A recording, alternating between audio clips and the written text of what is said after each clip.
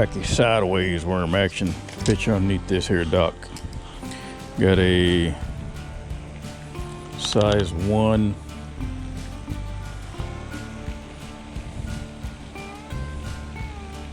weedless. I think this is a fusion hook with regular laminate worm. It's a yum, green pumpkin, black flake, and white on the bottom.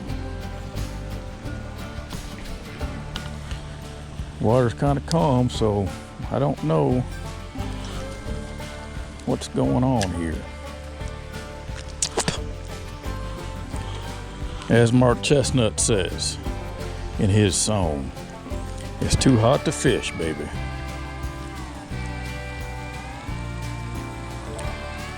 And the way you fish these wacky worms that anybody can do is you just fling it out there, let it sink, raise it up,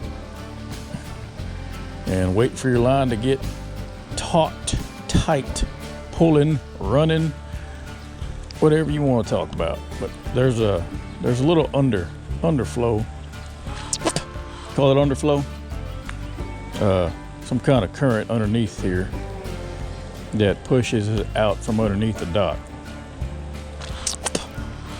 There's some branches in here that sometimes you get hooked on, sometimes you don't. Just luck of the draw, I reckon.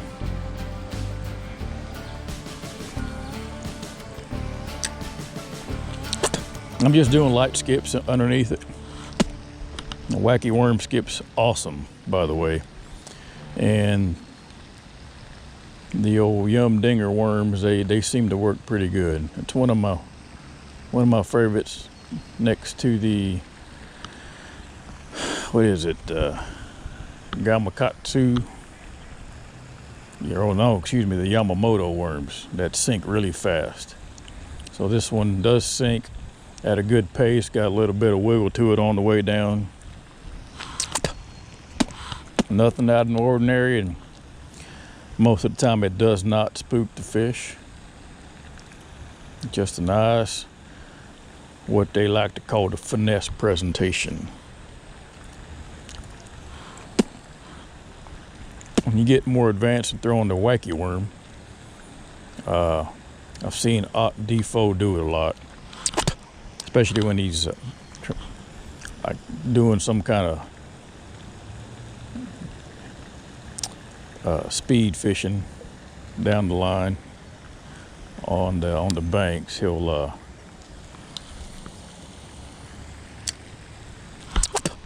let it sink to the bottom, and he'll just give a little bit of rod shakes on the way up, and then let it back down.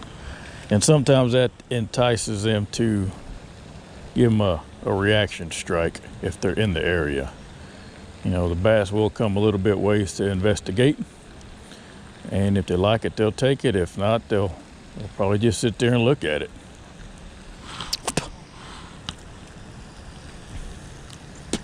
Just like with anything else in fishing, you may have the right tackle, you may have the right setup, the right everything, but if the bass don't want it, look, oh, dadgummit.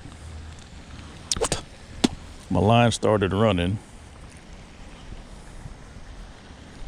so with the bass, but I guess he didn't take it all the way. So we're gonna fling it up underneath there again to see if I can't get that same spot. Maybe bounce it off a turtle's head, just like I did. Call it a day. Nothing really to the wacky worm. You can actually get them to take it. It's harder for them to spit it out because it's not a whole lot of force to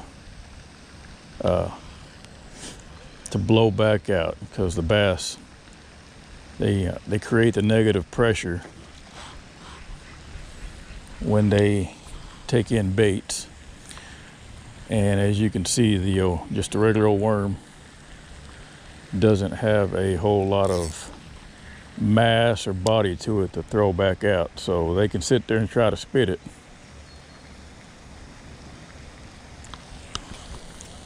Most of the time, if you get the hook set just right, they got trouble getting rid of it. And there he goes. Well, maybe he didn't. He let it go.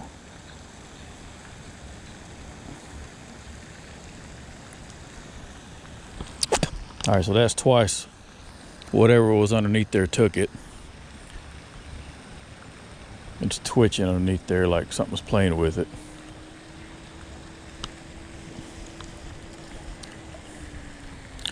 But it could also be that little undercurrent, the undertow. You know, bass tend to be lazy when it's this hot, so you either got to drop it on their head or get it in the area. They're not going to chase anything that ain't worth chasing after, or what they consider to be a good, decent meal.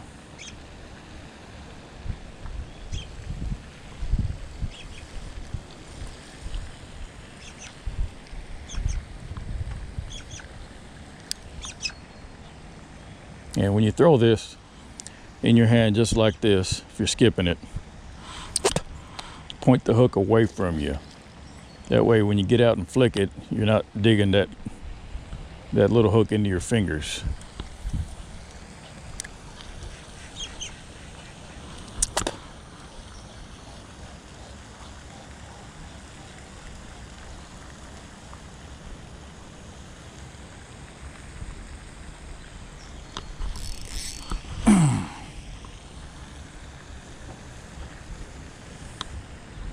So don't know what I had there.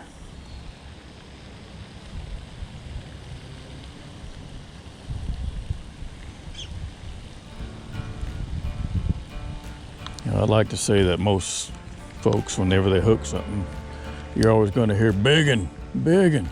Hey, I'm here to tell you now. Hey, listen up.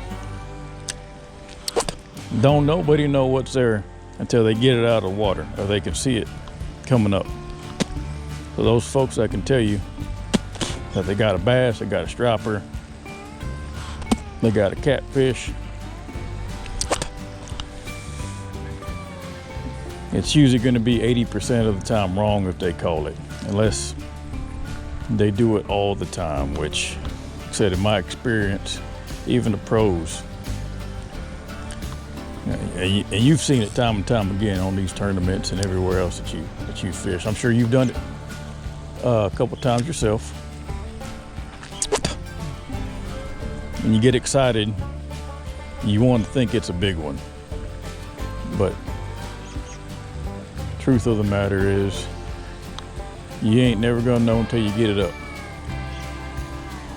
And the lighter the rod that you have, the lighter the line, it's gonna feel like you have a bigger fish on there because they're pulling.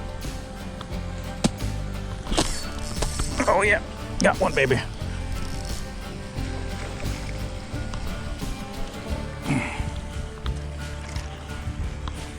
That's on the wacky worm.